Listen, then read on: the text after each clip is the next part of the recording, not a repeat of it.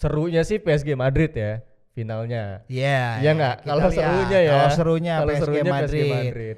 Atau ya PSG City Mbappe versus Haaland. Gue Dortmund Bayern aja lah. Nah, yang paling ditunggu tuh kayaknya seruan itu tuh. Dortmund Bayern kayak 2013 kan. Iya.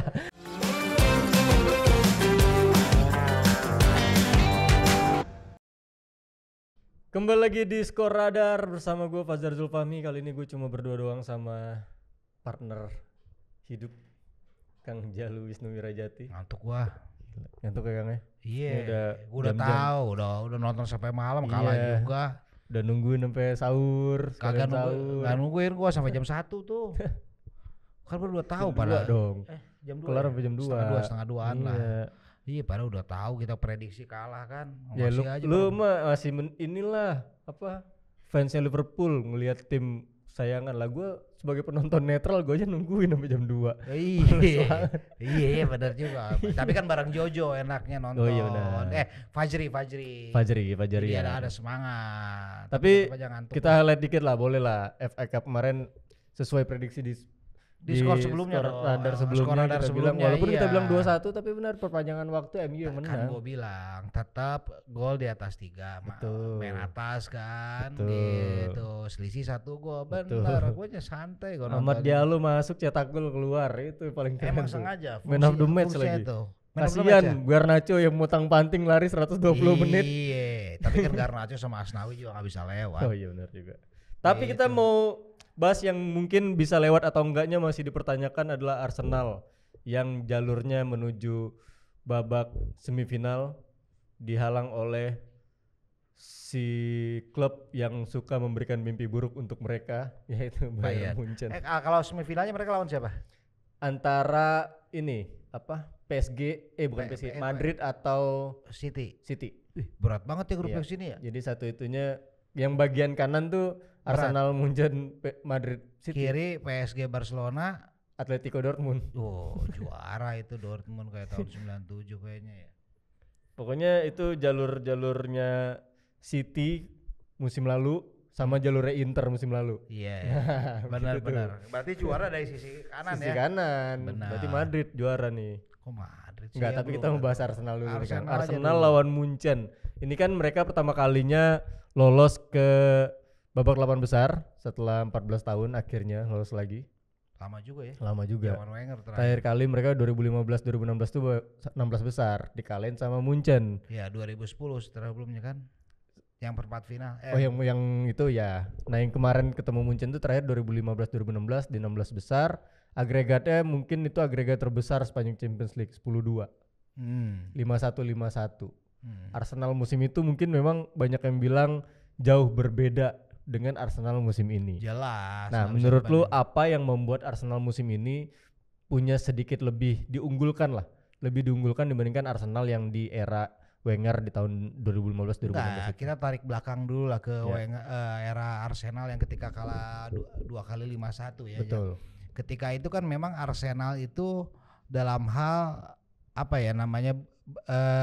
berubah segan mau stay dengan tim itu pun tak mau gitu loh. Dan akhirnya memang terbukti babat oleh Bayern Munchen. Sementara saat ini di bawah Mikel Arteta memang kita terlalu cepat lah ya kalau memprediksi bahwa Arsenal akan bisa melangkahi Bayern. Betul. Tapi di sisi lain setidaknya fans Arsenal boleh berharap skor telak seperti 10 tahun lalu itu tidak mungkin terjadi. Ya karena apa? Karena tren Arsenal lagi positif loh tahun ini. Bayangkan Liverpool aja bisa kalah di level liga. Terus saat ini juga berada di puncak klasemen, yang jelas menjadi modal yang sangat besar buat Arsenal ketika memasuki perempat final Liga Champion. Jadi menurut gua fakta bahwa satu dekade lampau mereka dibantai dengan skor sangat telak itu tidak bisa berlaku pada untuk situasi saat ini karena ya ini adalah tim yang berbeda, Munchen pun yang berbeda.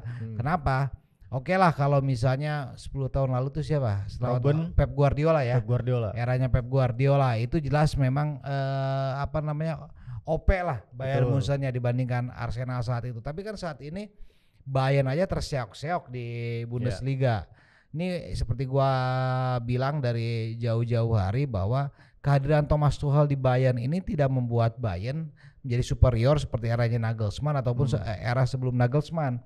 Dan itu memang terbukti saat ini mereka terpaut sangat jauh sama pasukannya Xabi Alonso dan kawan-kawan Bayer Leverkusen. Nah, menurut gua ini juga menjadi modal positif dari sisi Arsenal bahwa mereka punya kesempatan untuk mengulang periode 2005-2006 ya, ketika bisa menembus sampai semifinal saat itu, Jap. Nah, tapi kan yang harus diingat juga adalah kalau Bayern Munchen itu punya sosok Harry Kane yang udah laris manis lah. Udah apal lah gawang Arsenal tuh ada di mana tuh dari 19 laga 14 gol lah. 14 gol, iya benar. Nah, itu kan bakalan jadi bakalan jadi satu keunggulan buat Munchen. Ditambah lagi Thomas Tuchel, kalau kita kembali lagi waktu dia zaman di Chelsea waktu itu juga nggak terlalu bagus. Tapi Champions League-nya juara. Nah, kondisinya itu persis sama kayak yang sekarang dia di Bayern Munchen nih. Benar. Kondisi Bayern Munchen-nya dia terseok-seok, bahkan dibilang ya lepaslah gelar juara Bundesliga. Belum tentu. Ya maksudnya banyak yang beranggapan udah lepas lah. Nah, tapi satu sisi buat dia bisa fokus ke Liga Champions gitu. Dengan sosok target man atau striker utama yang punya pengalaman juga, rekor bagus juga menghadapi Arsenal gitu. Menurut lu gimana, Bang? Ya, ini juga menjadi, ya tadi kan gue bilang seperti di awal, ini memang fans Arsenal boleh berharap bahwa timnya tidak akan kalah seperti satu dekade lampau, tapi di sisi lain jangan terlalu optimistis juga. Betul. Ya tadi fakta tadi yang disebutkan lu, Jap, ya memang Bayern tetaplah Bayern gitu. Tim Jerman tetaplah tim Jerman ketika berlaga di kompetisi yang bersifat turnamen. Ini situasinya bisa berbeda. Kita lihat bahwa Arsenal bagus lah melawan Liverpool, mereka menang seri sekali kan ketika di Liga kan. Tapi ketika di level Piala AFF mereka bahkan kalah cukup telak lah 1-3 di kandang sendiri. Nah, ini level turnamen dengan sistem gugur ini segala hal bisa terjadi, dan Bayern punya modal seperti itu. Selain Harry Kane dan juga Thomas Tuchel, mentalitas dari para pemain Bayern, apalagi ada Thomas Müller dan segala macam yang memang punya mentalitas pemenang seperti tim yang terakhir kali mengalahkan Arsenal satu dekade lampau. Ya mungkin itu sosok pemain-pemain kayak gitu juga yang nggak ada di Arsenal kan. Pemain-pemain yang udah berpengalaman tinggi, karena kan selain tim ini baru diramu dalam beberapa tahun terakhir, ada pemain-pemain baru juga. Tambah lagi pemain-pemain ini banyak pemain-pemain muda yang level bermainnya itu mental pemainnya itu belum ada di level kayak pemain-pemain Madrid misalkan, let's say bisa dibilang, atau Munchen yang udah berapa kali sering bermain di Champions League, bahkan menembus final dan semifinal juga gitu. Nah, tapi yang menarik dari Arsenal di musim ini adalah di awal musim mereka itu sempat diragukan kalau bisa bersaing atau kembali bersaing di papan atas gitu. Karena beberapa faktor lah, terutama adalah masalah striker. Mereka tanpa pemain nomor 9 murni, tanpa goal getter yang jaminan 30 gol per musim. Tapi sampai sekarang mereka berhasil buktiin gitu, bahkan jadi tim tersubur di Premier League, 70 gol kalau nggak salah, dan kebobolannya pun paling sedikit gitu, 24 gol. Apakah dengan tidak adanya target man ini membuat sistem Arteta yang kita tahu dalam beberapa musim terakhir emang tidak berpatok sama goal getter gitu, kayak Pep lah, kan dia anak didikan Pep banget gitu. Apakah justru lebih berjalan seperti ini atau bakalan lebih sempurna kalau ada target man gitu, striker utama gitu? Enggak, pasti semua pelatih akan beradaptasi, Jap. Tapi kita lihat fenomena dalam 2-3 tahun terakhir ini sih. Mana sih yang memakai target man murni gitu? Kecuali Tottenham Hotspur, Harry Kane, dan saat ini Bayern Munchen. Tapi kan kalau kita lihat banyak tim lain, contoh ya Real Madrid, Liverpool, name it lah, ya Erling Haaland tuh termasuk yang striker. Tapi kan banyak tim-tim lain juga tidak amat bergantung pada striker nomor 9. Betul. Nah, menurut gue ini menjadi salah satu perkembangan terbaik atau fenomena yang memang terjadi di belakangan ini. Dan Arsenal dalam tanda petik Arteta beruntung dengan komposisi timnya yang memang strateginya sangat fluid sehingga bisa dimaksimalkan dengan baik walaupun tanpa nomor 9 murni. Iya, setuju sih, banyak sekarang tim-tim yang tidak bergantung dengan pemain nomor 9 murni gitu ya, kayak zaman dulu lah. Contohnya kayak Madrid. Real Madrid musim ini juga survive dengan tanpa pemain nomor 9 murni setelah Benzema cabut gitu. Nah, di kesempatan kali ini mereka juga kembali bertemu oleh Manchester City gitu. Kembali bertemu sama City yang musim lalu mereka kalah di semifinal ya kalau nggak salah. Semifinal. Terus di musim sebelumnya gantian Madrid dulu yang menang. Nah sekarang ketemu lagi nih 3 musim beruntun tidak bertemu di final tapi bertemunya di knockout. Nah kali ini kan kondisinya bisa dibilang berbeda. Kalau dari sisi squad, kalau gue bisa bilang kalau Real Madrid dalam kondisi yang tidak ideal. Ya. Tidak ideal, let's say dalam segi ini ya, formasi atau sepak bola biasanya gitu ya. Senormalnya tuh ini termasuk tim yang tidak ideal. Tapi beruntung Ancelotti adalah pemain-pemain yang ia miliki itu punya kapasitas yang luar biasa gitu. Nah, sementara dari sisi City, komposisinya ideal, tapi tidak konsisten. Ya. Karena ya persaingan di Liga Inggris bisa dibilang lebih ketat dibandingkan di La Liga gitu ya. Nah, untuk di kondisinya Champions League musim ini gitu, Madrid tanpa pemain-pemain ya mungkin cuma ada Modric, Kroos, terus udah sih sisa 2 itu doang gitu, generasi yang dari yang 3 musim beruntun meraih Champions League gitu, juara. Sisa 2 pemain itu yang bisa membimbing pemain-pemain lainnya. Menurut lo di pertandingan nanti apakah kondisinya City lebih unggul dibandingkan Madrid atau justru masih 50-50? Kalau dari sisi peluang memang City tipis lah menurut gua. Mungkin bisa dikatakan 55-45 peluang City untuk lolos ke semifinal 55%. Tapi kan kita juga melihat bahwa dalam 2 musim terakhir pertemuan kedua tim ini juga selalu ketat. Dan ini mungkin yang akan terjadi Jap pada pertandingan Liga Champions kali ini karena ya kita tahu bahwa di satu sisi walaupun City punya komposisi yang lebih lengkap ya dengan segala macam, tapi kan mereka pun fokusnya dalam tanda petik terbelah nih. Mereka dalam periode yang sangat ketat ketika mereka harus di akhir Maret harus menghadapi Arsenal, kemudian menghadapi pertandingan Liga Champions yang memang bisa menjadi faktor non teknis walaupun kita tahu bahwa pelatih tim besar tidak boleh ada keluhan seperti itu Jap.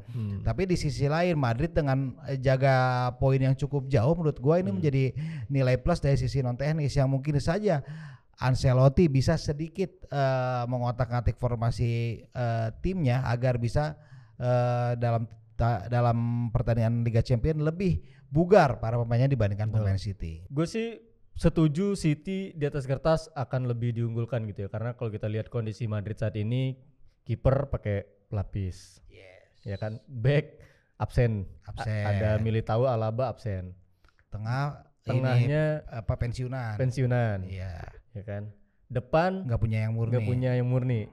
Bahkan ketika Rodrigo dan Vinicius main itu posisinya kadang membingungkan gitu. Kadang mereka dua-duanya ada di kiri, yang kanannya lowong banget gitu. Kadang ada satu tengah yang kanannya kosong, jadi nggak ada yang bisa backup di situ gitu. Paling Carvajal ataupun Nacho atau Valverde gitu. Tapi nggak terlalu oke gitu di situ. Nah ini kondisi ini yang banyak bolongnya ibaratnya.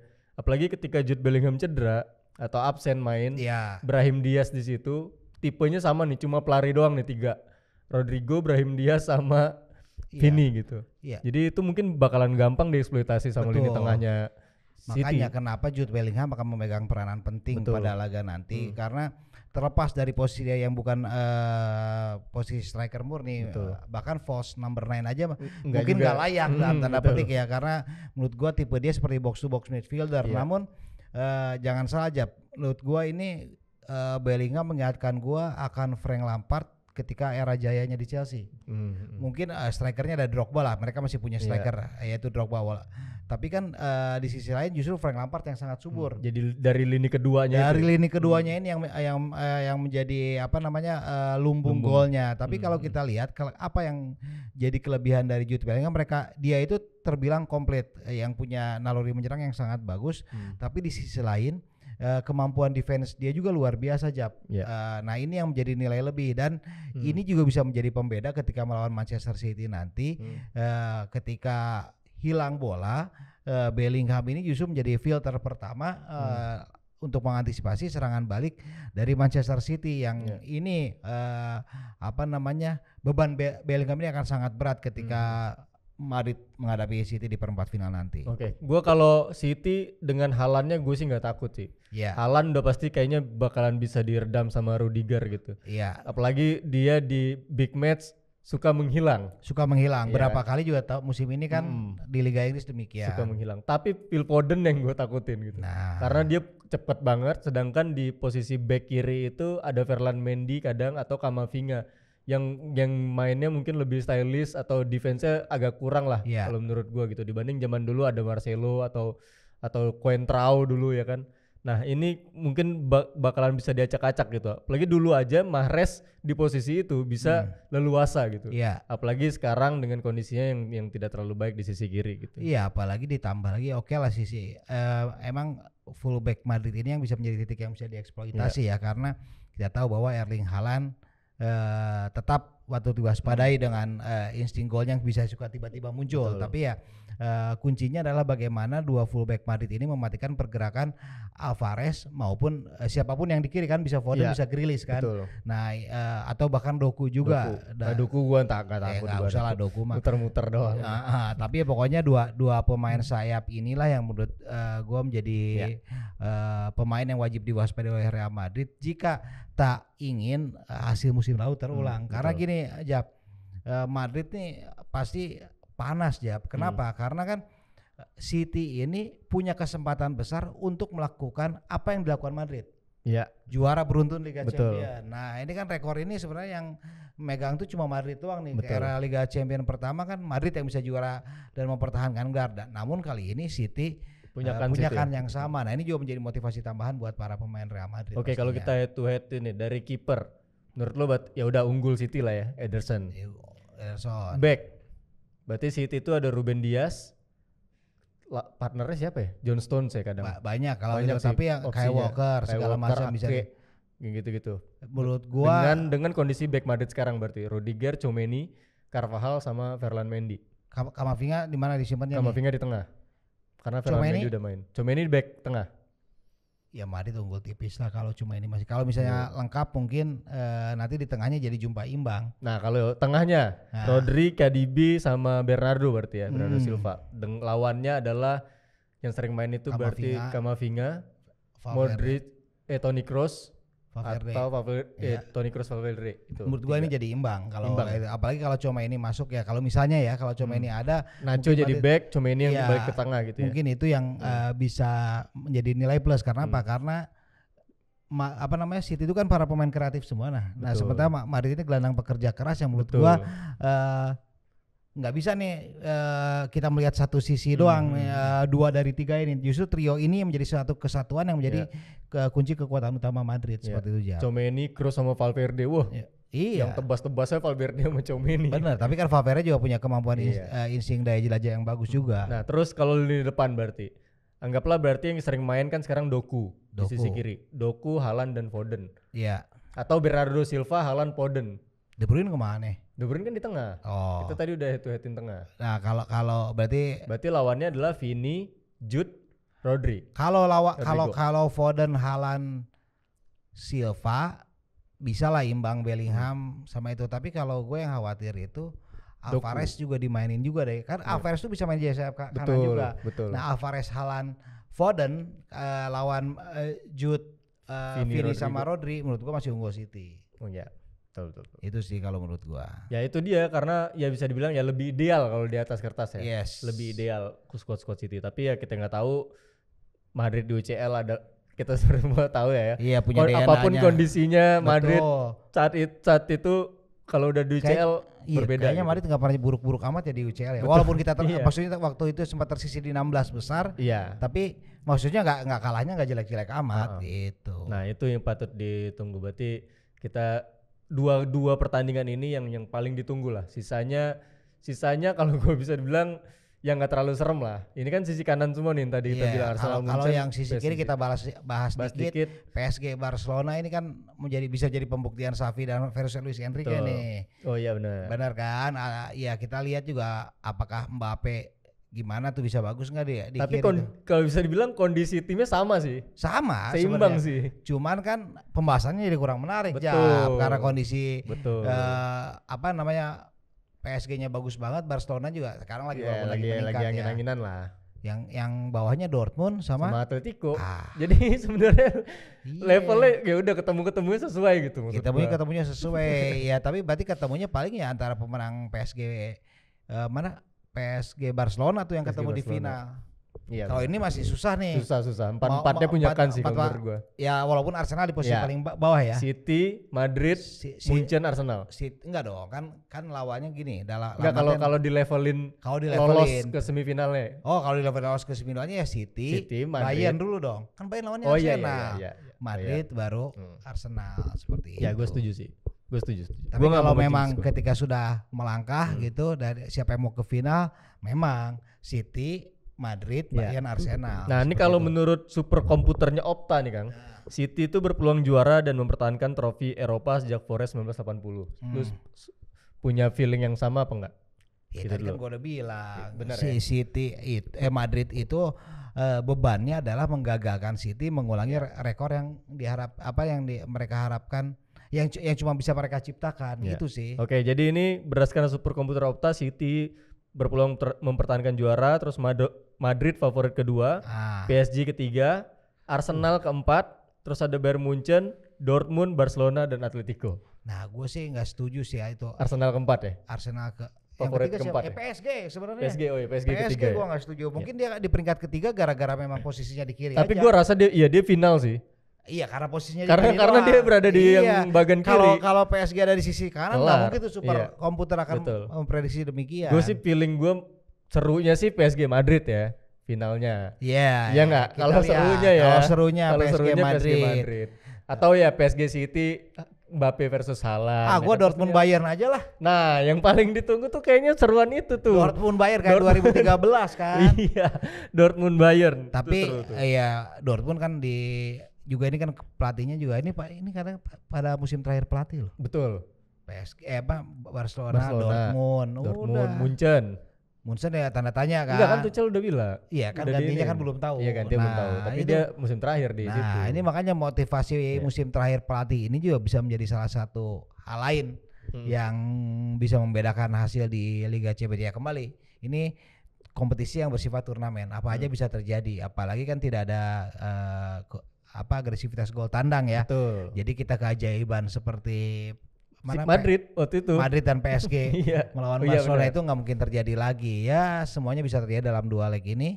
Ya tinggal kita lihat siapa yang paling siap dan yang paling fokus sampai akhir. Ya, nah kalau kita berdua sepakat kemungkinan City yang mempertahankan gelar juara. Tapi menuju ke sananya dia akan lebih mati-matian dibandingkan lawannya di final nanti. Betul. Ya kuncinya di di semifinal. Di semifinal. Entah lawan Arsenal atau Bayern, nah Iya. itu kuncinya. Ya. Nah, itu dia prediksi kita berdua. Kalau menurut scorer prediksinya sesuai sama kita atau punya prediksi sendiri langsung aja tulis di kolom komentar. Kalau gitu gua Fajar dulu pamit dan Kang Jalu juga pamit. Sampai ketemu di episode selanjutnya. Bye bye.